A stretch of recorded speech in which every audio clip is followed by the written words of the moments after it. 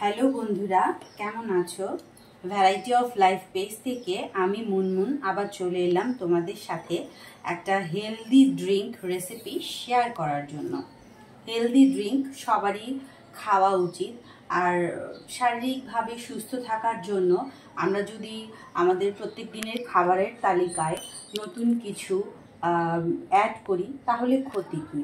আমি এই ড্রিঙ্কসটা প্রতিদিন খাই। আমি আজকে চিন্তা করলাম আমার পেজের বন্ধুদের সাথে আমি এটা শেয়ার করি। আচ্ছা, সবার প্রথমে আমি যেটা করেছি, এখানে চিয়া সিডস আছে। চিয়া সিডসটা আমি 1 ঘন্টা আগে ভিজিয়ে রেখেছিলাম। এখানে আছে আখরোট, আছে কাঠবাদাম, আছে একটা খেজুর। এটা তোমরা তোমাদের পরিমাণ মতো নিতে পারো, যে যতটা খাবে। আর এখানে আছে আল বারকাতের, এটা ওমানের ওটস।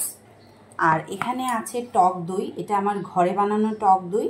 আর এখানে আছে 2টো কলা। আচ্ছা, এবার আমরা চলে যাব প্রণালীতে।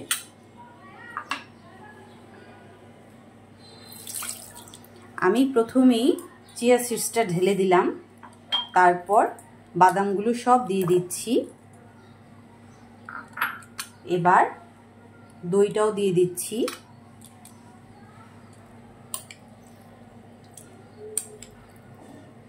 দই পুরোটাই দিয়ে দেব, কারণ লাগবে।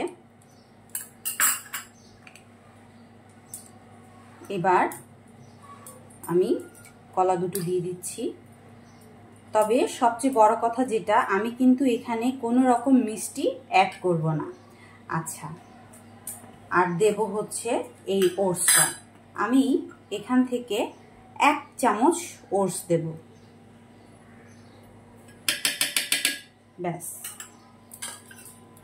আমি এটা ব্লেন্ড করে ফিরছি। দেখো, ব্লেন্ড করার পর আমি চলে এসেছি। তৈরি হয়ে গেল আমার হেলদি এই ওটস দিয়ে একটা সকালের স্মুদি।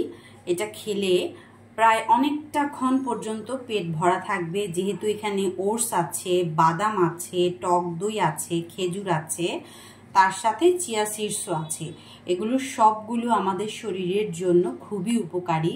চিয়া সিডস খেলে শরীরের মেদ কমবে। বাদাম তো আমাদের শরীরের এমনিতেই অনেক পুষ্টি যোগায়। আর আমি এখানে কাঠবাদাম দিয়েছি, আখরোট দিয়েছি। লাস্টে আমি 2টো কাঠবাদাম অ্যাড করে এটা সার্ভ করেছি।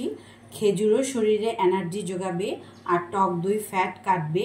এটা দুধ দিয়েও খাওয়া যায়। আমি আজকে তোমাদের সাথে টক দই দিয়ে শেয়ার করলাম। আরেকদিন আবার দুধ দিয়ে যেভাবে বানিয়ে আমি স্মুদিটা খাই সেটা তোমাদের সাথে শেয়ার করব। প্রতিদিন এই রকম একটা স্মুদি যদি তুমি সকালে কাজ করার আগে খেয়ে নাও, তাহলে তুমি শরীরে অনেকটাই বল পাবে।